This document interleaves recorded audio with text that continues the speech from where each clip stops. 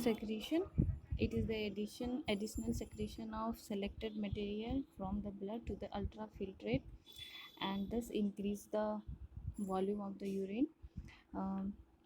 It occurs mainly by active process, active transport, and it occurs in DCT and PCT, and slight amount in collecting duct. So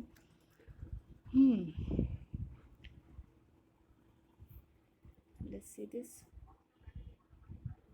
glomerular filtration. Glomerulus में क्या होता है बता चुके, filtrate होता है. तो मैंने कहा कि हेल्दी पर्सन में 1 मिनट में 125 ml फिल्ट्रेट फॉर्म करता है from 1 litre blood, and in 1 day it is 180 litres, और वो रीअब्जॉर्ब हो जाता है. ठीक है. The amount of the protein is not filtered in the healthy individuals. मैंने बताया प्रोटीन फिल्टर नहीं होता है, और इन केस अगर प्रोटीन फिल्टर आउट होता है तो it is a pathological condition जिसमें डायबिटीज़ और नेफ्रोटिक कंडीशंस आते हैं जिसमें प्रोटीन फिल्टर होता है. तो ये नॉर्मली नहीं होता है. It is a passive process. Okay students, you have listened to processes. I have said secretion is the active process, isn't it? Tubular secretion is the active process and glomerular filtration is the passive process. Passive process मतलब कि transport, substance का transport cell के अंदर बाहर होने के लिए, tubules के अंदर बाहर होने के लिए उसको एनर्जी की ज़रूरत नहीं होती है. सिंपल डिफ्यूजन से वो ट्रांसपोर्ट हो जाता है without using ATP. This process is called passive process. And the active process is it requires certain channels and certain pumps जिसको चलाने के लिए एटीपी ज़रूरी होता है. अगर वो एटीपी होगा तभी वो प्रोसेस हो पाएगा. तो energy requiring process are called active process. और हमारे बॉडी में energy currency is what? ATP. Okay, let's go to the tubular reabsorption.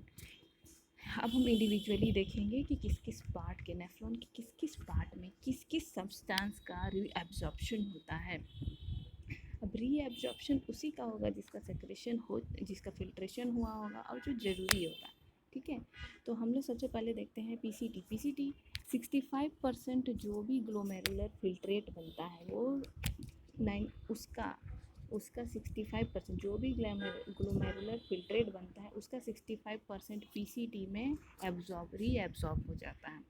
वो ग्लूकोज आता है, अमाइनो एसिड, विटामिन्स, उसमें B and C which is water soluble, जो कि urine से निकलता है, वाटर सॉल्यूबल होता है. These vitamins are get filtered and reabsorb. Hormones, sodium, potassium chloride, phosphate, bicarbonate water and some amount of urea. इसका जो फिल्ट्रेट बनता है, क्योंकि इतना सारा सब्सटेंस उससे रीएब्जॉर्ब कर लिया तो उसका जो, और वाटर भी होता है, इसीलिए उसका जो ऑस्मोलैरिटी होता है वो ब्लड के प्लाज्मा के बराबर होता है. मतलब कि दोनों का घन बोलो कि डेंसिटी, मतलब ठीक है, लेमन टाइम में बोलो कि दोनों का जैसे नेचर, दोनों का सोल्यूट और सॉल्वेंट का जो कंस्टिट्यूएंसी है वो लगभग सेम होता है.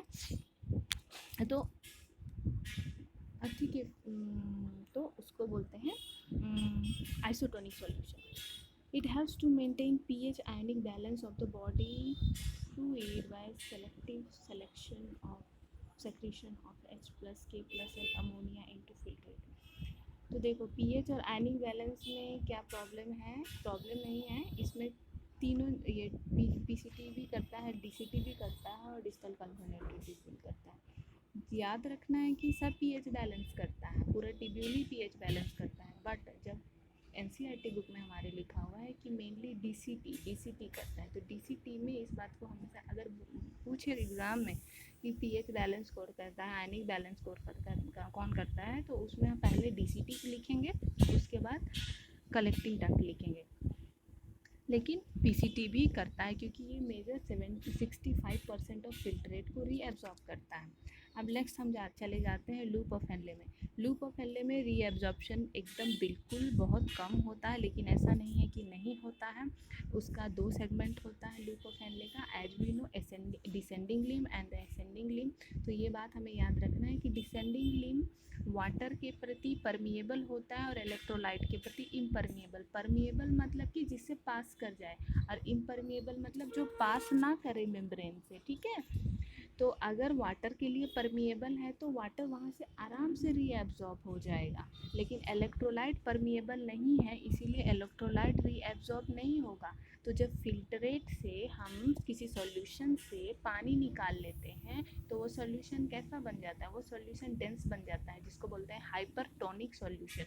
तो हमारा जो डिसेंडिंग लिम है ऑफ लूप ऑफ हेनले, उसमें जो सब फिल्ट्रेट बनेगा वो तुम्हारा हो जाएगा हाइपरटोनिक टू ब्लड प्लाज्मा।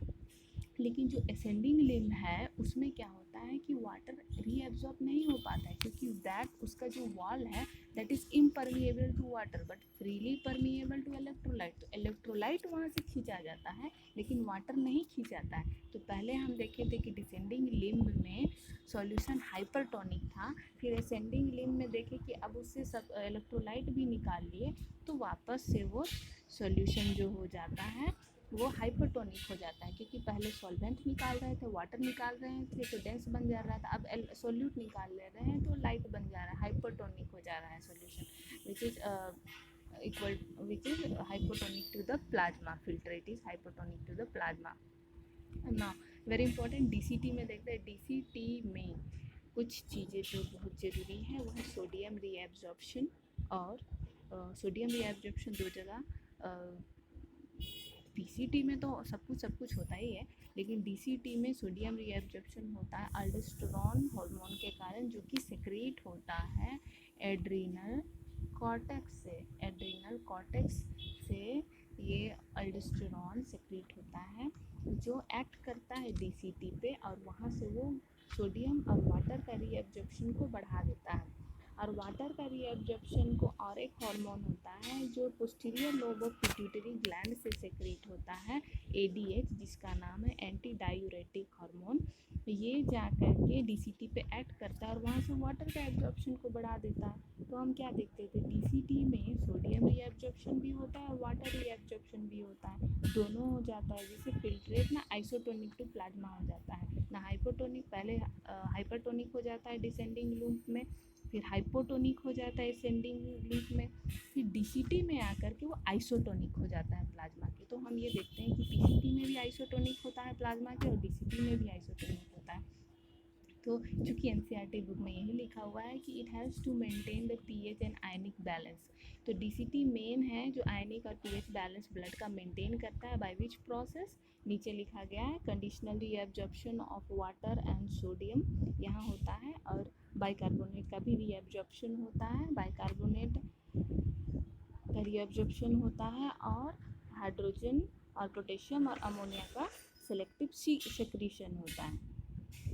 हम लोग इसमें सेक्रीशन का भी मेंशन कर दिए हैं, तो हम आगे भी मेंशन करेंगे ट्यूबुलर सेक्रीशन के बारे में, इसको कंफ्यूज नहीं करना है। तो इसमें हम रीअब्जॉर्प्शन पढ़ रहे हैं, तो इसमें दो चीज़ याद रखना है, बाइकार्बोनेट, सोडियम और वाटर का रीअब्जॉर्प्शन डीसीटी में होता है, ठीक है। अब हम देखते हैं कलेक्टिंग डक्ट। कलेक्टिंग डक्ट में मेनली होता है वाटर का रीअब्जॉर्प्शन और सोडियम का reabsorption under the effect of अल्डोस्टेरोन, जो कि डीसीटी में भी होता है। तो हम ये सीखते हैं कि अल्डोस्टेरोन डीसीटी और सीडी दोनों पे काम करता है और ये वाटर और सोडियम का रीअब्जॉर्प्शन कराता है। तो अब जो डीसीटी में जो फिल्ट्रेट बनता है इतना रीअब्जॉर्प्शन कराने के बाद और with addition of certain secretion, तो वो उसको यूरिन बोलते हैं। यूरिन क्या होता है, प्लाज्मा के हाइपरटोनिक होता है, क्योंकि यूरिन प्लाज्मा के हाइपरटोनिक होता है।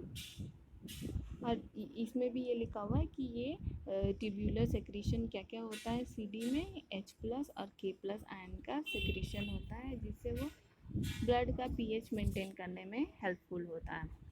और ना इसको हमको कंपाइल कर देते हैं। ट्यूब्यूलर सेक्रीशन पीसीटी में हम देखते हैं कि H+ का मेजर सेक्रीशन होता है विथ एक्सचेंज ऑफ बाइकार्बोनेट, और यूरिया का सेक्रीशन होता है। तो एक्सचेंज ऑफ मतलब बाइकार्बोनेट वहाँ रीएब्जॉर्ब होता है और H प्लस उसके बदले में सिक्रीट होता है, और यूरिया भी सिक्रीट होता है, ट्यूब्यूलर सेक्रीशन इन पीसीटी। और लूप ऑफ हेनले में यूरिया असेंडिंग लिम्ब में सेक्रीट होता है, क्योंकि पता है कि डिसेंडिंग लिम्ब तो इम्परमिएबल है।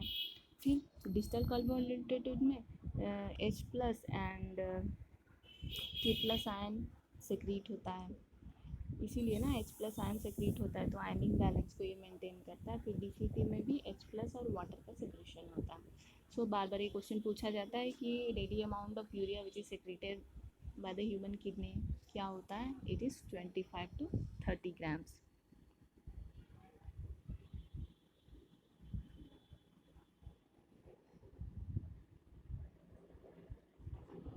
Okay, that's it.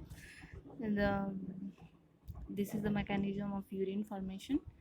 आगे हम लोग इसके आगे वाली वीडियो में मैं बताऊंगी कि यूरिन का कंसंट्रेशन कैसे होता है, उसका मेन स्ट्रक्चर, वासा रेक्टा और जो हमारे रीनल ट्यूब्यूल है उसके बीच में क्या रिलेशनशिप है।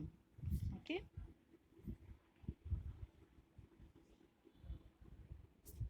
Come on.